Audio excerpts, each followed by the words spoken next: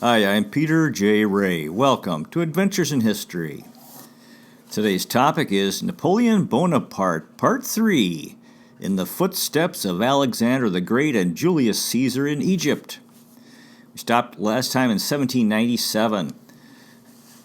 Napoleon had led the French army to victory in northern Italy against Austria, a major rival, the biggest rival to France on continental Europe. And that made him the most powerful man in the French army, and also made him very powerful in general. What did Napoleon do? How did he become so successful? Well, one thing he did, the morale was very high among the troops. He praised the soldiers. He criticized generals, ambassadors, and ministers. He was severe to officers but kind to the men. There was an uprising in Verona, Italy. 300 to 400 French soldiers were killed. Many wounded soldiers in a hospital were massacred. As a result, Napoleon ordered arrests of those involved, and those folks involved were transported to French Guyana in South America, a French penal colony. The Austrians tried to offered bribes for the return of those prisoners, and Napoleon rejected that bribe, and he said he would not accept even the treasures of Peru. On May 16th, there were 5,000 French troops entered Vienna, Austria, as Napoleon was defeating the Austrians. Napoleon's main residence was the Palazzo of Mombello outside Milan, Italy. In Paris, the Directory, the national government was in trouble because of inflation. The public was angry. For Napoleon, the Directory, the national government, the executive branch, he called them cowardly lawyers. On July 17, 1797, Talleyrand became the foreign minister. He had been exiled from 1792 to 1796 during the earlier days of the French Revolution. Napoleon said that Talleyrand was indifferent to right and wrong. However, Talleyrand was an important power player. He'd spent years in the U.S., but he was back in Paris. He came from old nobility. He had been a bishop. He was a statesman. He was the counterpart of Napoleon, and the only man in France as powerful as Napoleon. Talleyrand was cold, crafty, greedy, and ambitious. He was immoral, from old nobility, but Napoleon needed him. Napoleon wanted to take the island of Malta in the Mediterranean Sea, as well as the Greek island of Corfu, and become master of the Mediterranean Sea and take Egypt. He was negotiating with the Austrians, who feared their emperor in Vienna. Napoleon wanted a peace treaty with Austria and was impatient. He made threats which were effective, and the Treaty of Campo Formio was signed. October 17th. In that treaty, Austria ceded Belgium and the Netherlands, the west bank of the Rhine River, to France. There was public enthusiasm for peace in France. This was the end of 5 years of war with Austria. Napoleon's next target was to destroy the British monarchy, which he considered corrupt and intriguing. There were 16 million Germans not in Austria or Prussia, in these small German states, and Napoleon hoped to get their support. On December 2nd, 1797, Napoleon left Rastatt for Paris, France. He kept a low profile in the French capital. He did not want to antagonize the Directory. The soldiers who saw him in the streets shouted that he should be king. This was dangerous for him. On Christmas Day, 1797, Napoleon was elected a member of the Institut de France, the foremost intellectual society in France. Napoleon was a bona fide intellectual. He was admired by the leading intellectuals and creative figures of the 19th century, including Goethe, Byron, Beethoven, Carlyle, and Hegel. Napoleon wanted to overthrow the English monarchy. He feared the corruption and intrigue of the King of England and its bankers. Napoleon wanted to crush England and dominate Europe. He wanted to conquer the sea. Napoleon had big dreams of world domination. He made a proclamation creating the Cisalpine Republic in northern Italy, beginning early parts of the unification of Italy. Napoleon said, had the Romans acted the way the French were, the Roman Empire would have lasted, and the human race would have escaped 18 centuries of slavery during the feudal era and the Dark Ages. Napoleon planned an invasion of Britain in 1798. Wolfe Tone, the leader of the rebel United Irish movement, met with Napoleon in December of 97. Napoleon visited Boulogne, Dunkirk, and Calais, the North Sea, and Brussels, planning an invasion of Great Britain, but he decided it was too dangerous, since the British were the masters of the sea. Napoleon's friend Bourrienne praised Napoleon, and Napoleon said, "If I die today, 1,000 years in the future, my life would take up half a page of world history." In other words, he had much more to accomplish.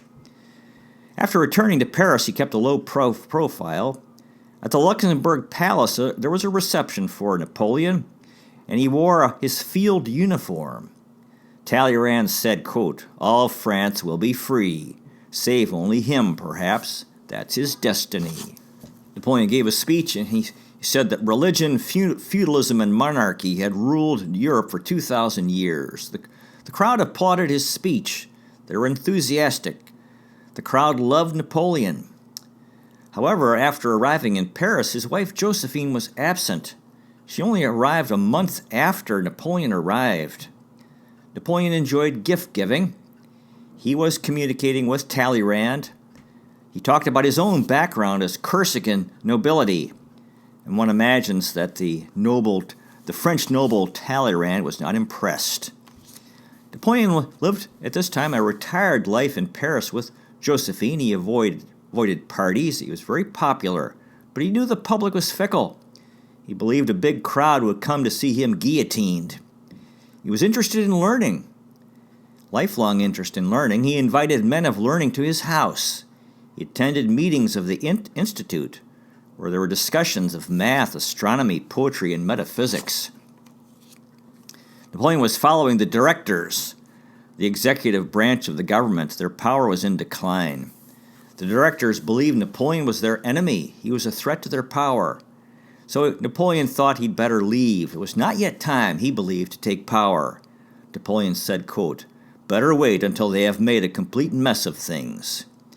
He wanted to defeat England. He wanted to go to the east, to Egypt, and follow in the footsteps of Alexander the Great and Julius Caesar there. He visited Dunkirk on the Flemish coast. As we said, he wanted to invade England, but decided he could not do that.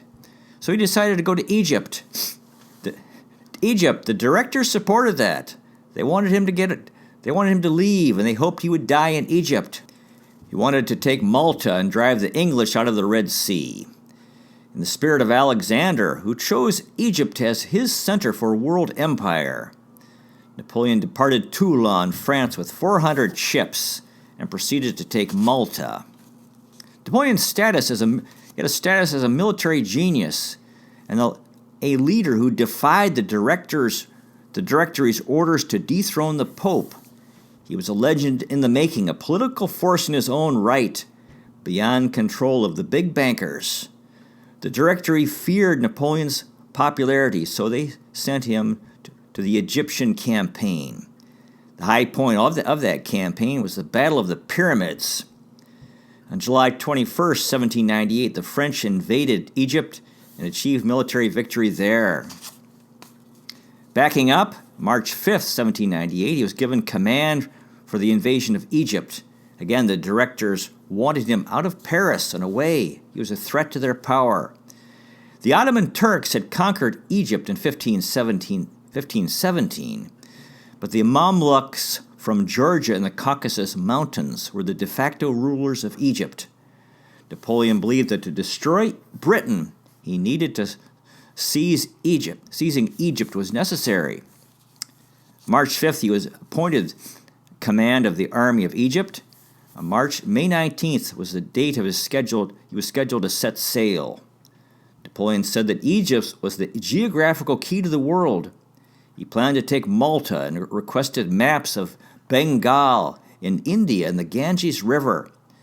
On the voyage to Egypt, Napoleon brought 125 books: history, geography, philosophy, and a book on Greek mythology. On the voyage to Egypt, he brought books by Thucydides, Plutarch, Tacitus, and Julius Caesar from ancient Greece and Rome, a biography of Charles XII of Sweden, Homer, Virgil, Racine, a Bible, the Quran, the holy book of the Muslims, since Egypt was a Muslim country, the Vedas, the holy book of the Hindus in India. Napoleon knew that Alexander the Great took learned men and philosophers to Egypt, Persia, and India, and he was following in his footsteps.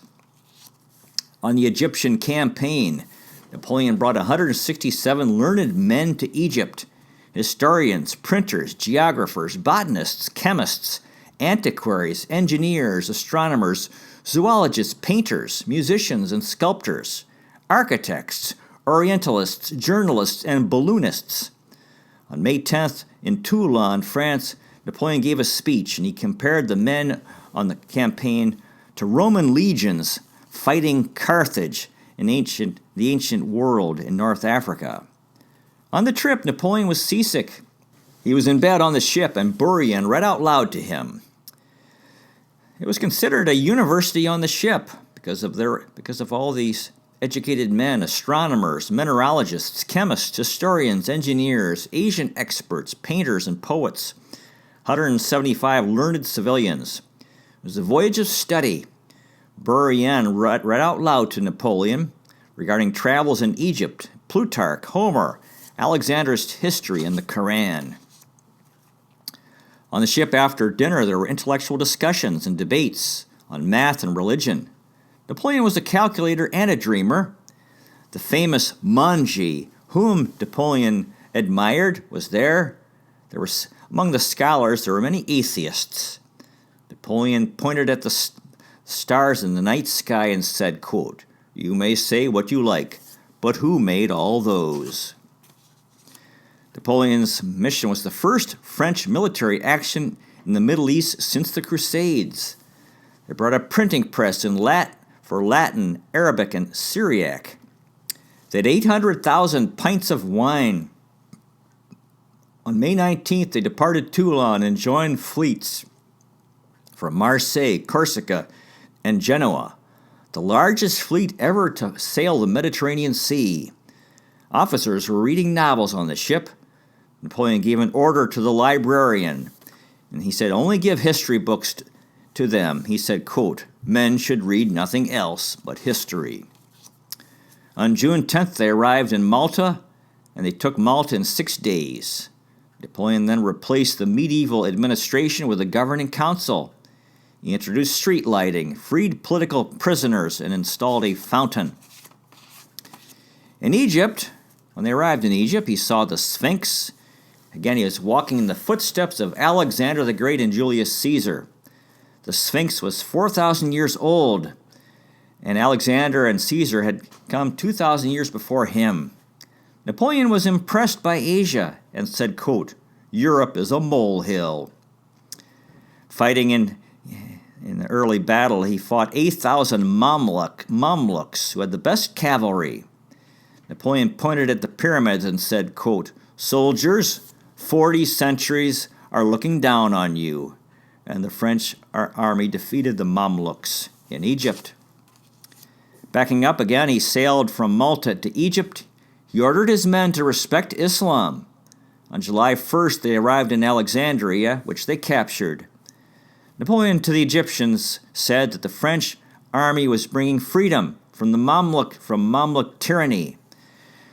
The morale was poor in Egypt among the French army because they were marching in the desert where it was hot and barren and dry. They were disgusted, discontented. There was melancholy and despair as the French army marched in the Egyptian desert.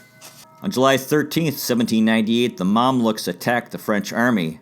The Mamluks had javelins, axes, and scimitars, bows and arrows against French muskets, and the French were victorious. On July 19th, Junot told Napoleon the news that Josephine, Napoleon's wife, was having an affair in Paris with Hippolyte Charles. The news was in Paris that Napoleon was a cuckold. This was very embarrassing that his public knowledge that his wife was cheating on him. Very sad. On July 21st, the Mamluks attacked again, 6,000 Mamluks and 54,000 Arab irregulars. This was the Battle of the Pyramids. In Napoleon's speech before the battle, he said that 40 centuries were watching. The battle took 2 hours. The Mamluks in battle carried their life savings. A single Mamluk corpse could make a French soldier his fortune. The Ottoman Turks ruled Egypt under local Mamluk rule. Napoleon named the battle after the pyramids, which were faintly visible in the horizon. In this battle, Napoleon and the French army made a significant contribution to military tactics. The divisional square, rectangular, French brigades in massive formations turned back the Mamluk cavalry charges. The victory sealed the French conquest of Egypt, and Napoleon entered Cairo. He created a local administration under his supervision. Napoleon was not a conqueror. He was the liberator of the Egyptians, while he respected their religion and culture. Napoleon had solid support in Egypt and the admiration of Muhammad Ali, who later declared Egyptian independence from the Ottoman Turks. And the French campaign in Egypt and Syria was to protect French trade and undermine British access to India and promote scientific research in the region. On the Egyptian campaign, there were a large number of scientists and scholars. There was a deployment of intellectual resources. Napoleon was devoted to higher learning. Much knowledge was gained about Egypt on this trip. The French and Napoleon were able to decipher the ancient Egyptian hieroglyphics on the Rosetta Stone, in which the text was in 2 languages, hieroglyphics and Greek. So since they knew Greek, they could decipher the ancient Egyptian hieroglyphics and learn what they said, what they meant. And so they were deciphered. John Robinson, a physicist, professor at Scotland's Edinburgh University, who worked with James Watt on the early steam car and who invented the siren. The Illuminati, a secret organization, recruited him. He declined to join. 1798, this year, Watt wrote a book called Proofs of a Conspiracy Against the Religions and Governments of Europe, exposing the secret societies behind the terrorist French Revolution. The message was the association wanted to destroy religion and overturn governments and rule the world with total power. The French Revolution was a test used as the tools of their unknown superiors. The French priest Abbé Barrel said that the Illuminati had infiltrated the Freemasons, leading to excesses in the French Revolution, namely the Reign of Terror. Mayor Amschel Rothschild amassed an enormous fortune in Frankfurt, Hesse, now Germany. He sent his 5 sons abroad to expand the Rothschild family empire in Europe. Anselm in Frankfurt, Germany, Salomon in Vienna, Austria, Nathan in Manchester, London, England, Karl in Naples, Italy, and Jacob in Paris, France. Nathan was the wealthiest and most powerful. So these were among the backers of Napoleon's enemies.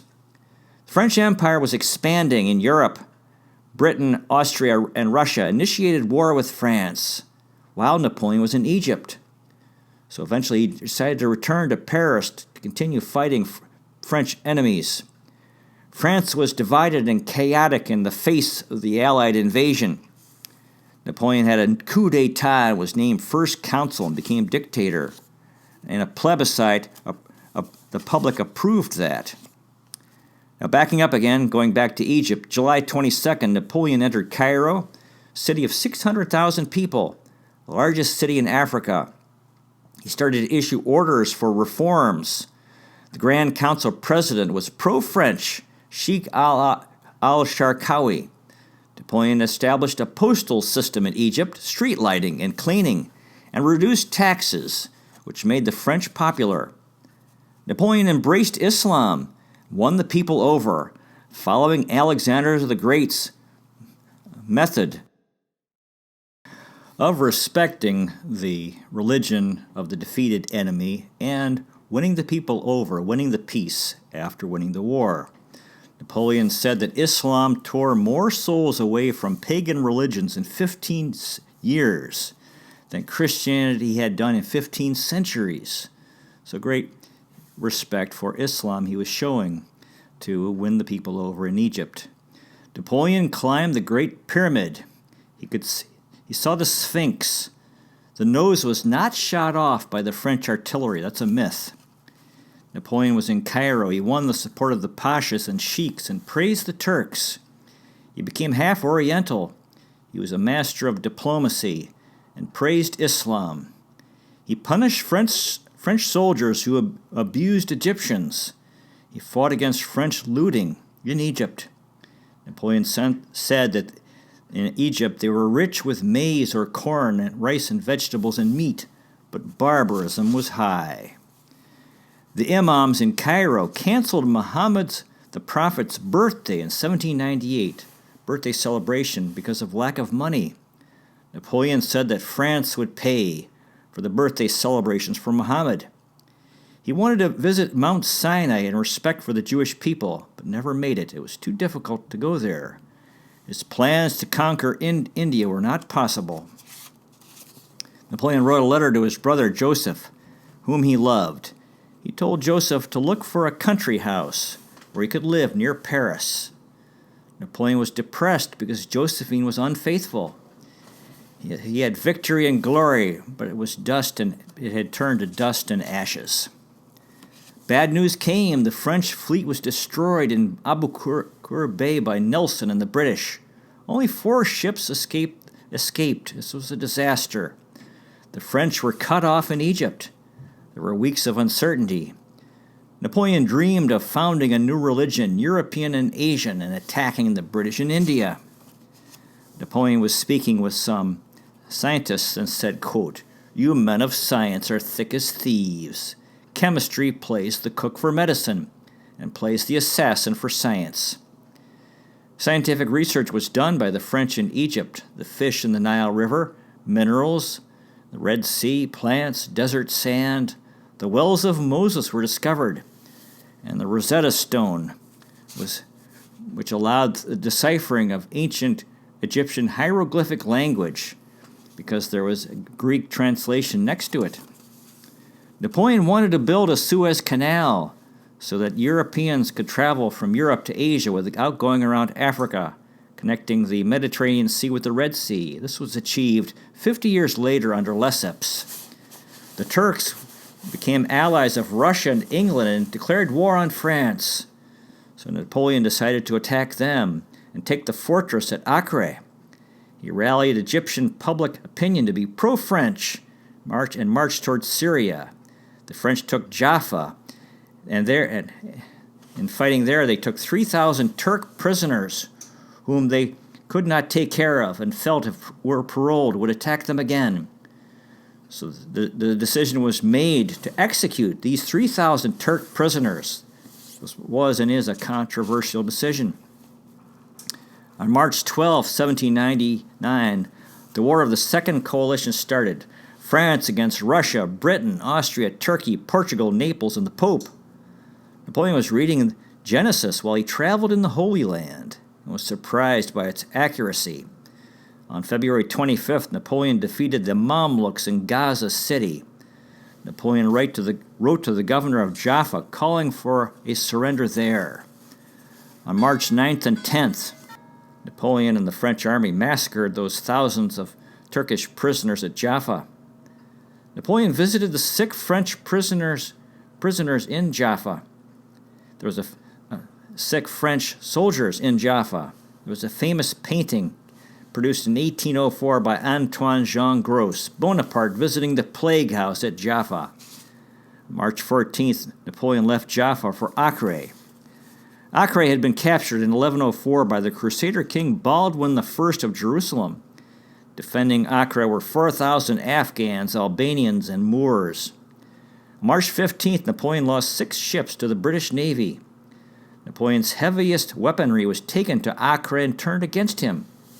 On March 19th, Napoleon attacked Acre. The French made 12 attacks on Acre in 9 weeks. During that time, Napoleon slept in a convent near Nazareth.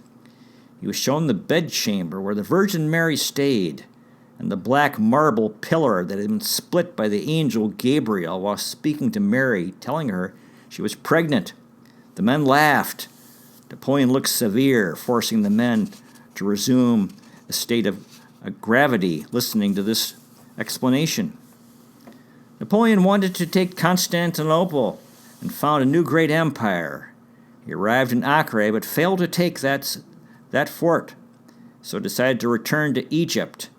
There were severe hardships on the retreat, no road, no water, and illness. When they arrived in Cairo, the Turks attacked. The French were victorious. Napoleon had a new servant, Rustam, a Georgian from the Caucasus Mountains, who served him for the next 15 years. Napoleon hungered for news from France. The British Commodore Sir Sidney Smith challenged Napoleon to a duel. Napoleon refused and said they were not equals. He said, "Fetch Marlborough from his grave." News came of French military defeats in Europe. On May 20th, Napoleon ended his siege in Acre in defeat and abandoned his plan to become another Alexander the Great in Asia. On May 24th, Napoleon made the agonizing dilemma of what to do with the plague victims in Jaffa, who were 15 in number. They did not have the resources to bring these men back with them to safety, so the decision was made to euthanasia, because if they were left behind, they would be captured by the Turks and tortured. During the march back to Cairo, it's very hot. The French army arrived in Cairo on June 14th and marched to Alexandria and arrived there July 23rd. News came that the small French garrison fort at Aboukir had been overwhelmed and the men beheaded by the Turkish commander Mustafa Pasha. Days later, the French defeated the 7,000-strong Turkish Mamluk and Bedouin forces under Mustafa Pasha at the Battle of Aboukir. The second Turkish invasion was destroyed and Egypt was safe. Napoleon decided to return to France. France was vulnerable in the face of the new coalition of Britain, Russia, and Austria. News came that nearly all of Italy had been lost to the French, so Napoleon decided to return to France. You could see the stupidity and corruption in the French government. During his absence, there had been a collapse in France. Napoleon risked a sea passage. He took 2 small frigates which sailed through the English fleet. He'd been in Egypt for 15 months, and the French Navy had been reduced from 400 ships to 2. Half of the army was dead in Egypt. Napoleon made a secret departure to prevent mutiny among the French army. It took great courage to cross the Mediterranean, which was a British lake. His new bodyguard, Rustam Raza, was a Georgian-born Mamluk slave who slept outside Napoleon's door every night for 15 years, armed with a dagger. Napoleon departed Egypt August 22nd, sailing the African coast to the Gulf of Carthage, then north to Sardinia. Crossing the Mediterranean Sea, his assistant Bourrienne read history out loud to him. Napoleon asked for the life of Cromwell. Bourrienne said, quote, "I believed that I would not go to bed." Napoleon arrived in Ajaccio, Corsica, September 30th, and stayed in Casa Bonaparte, the family home. That was his last time there. On October 6th, they left Corsica and arrived October 9th on the Côte d'Azur in France, near Cannes, on the French Mediterranean coast. It had been a 6-week cruise on the Mediterranean Sea. Again, they arrived at Corsica, landed in Ajaccio. A crowd welcomed him, but he was unmoved. However, he saw his old nurse Camilla and became emotional. The English were in Holland. Napoleon arrived in the French mainland. Then he arrived in Paris at the right time, not too soon and not too late. He arrived in triumph. He was the savior. In 1802, the French surrendered to the British in Egypt. During the Egyptian campaign was an intellectual, cultural, and artistic achievement. Vivant Denon wrote a book, Description of Egypt, 21 volumes, a monument in the history of publishing, drawings of obelisks, sphinxes, and pyramids, the discovery of the Rosetta Stone, with Greek and ancient Egyptian hieroglyphics. The French, during Napoleon's time, established the Institute in Cairo, which was burned in the Arab Spring in 2011. 192,000 books were lost in 2011. In his final years on St. Helena, Napoleon spoke about his return to France in 1799 from Egypt. Quote, "I returned to France at a fortunate moment, when the existing government was so bad it could not continue. I became its chief. Everything else followed, of course. There's my story in a few words." Napoleon arrived in Paris on October 16, 1799. He had a triumphant march en route, a hero's welcome as France's savior. Hurrah for Bonaparte! He will save the country. October 18th, Josephine arrived. There was a dramatic reconciliation, and Napoleon and Josephine enjoyed a comfortable domestic happiness together in Paris. When he arrived home, Josephine was absent, but his mother was there. There was joy in France because Napoleon had returned.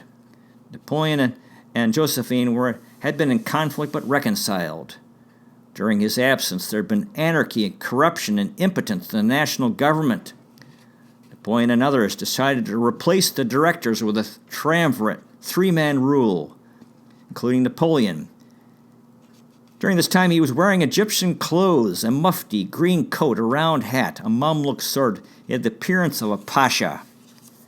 Well, that concludes today's presentation. We'll continue with part 4 next time of the fascinating life of Napoleon Bonaparte. Thanks so much for watching. Really appreciate it. God bless you. Take care. I'll see you next time.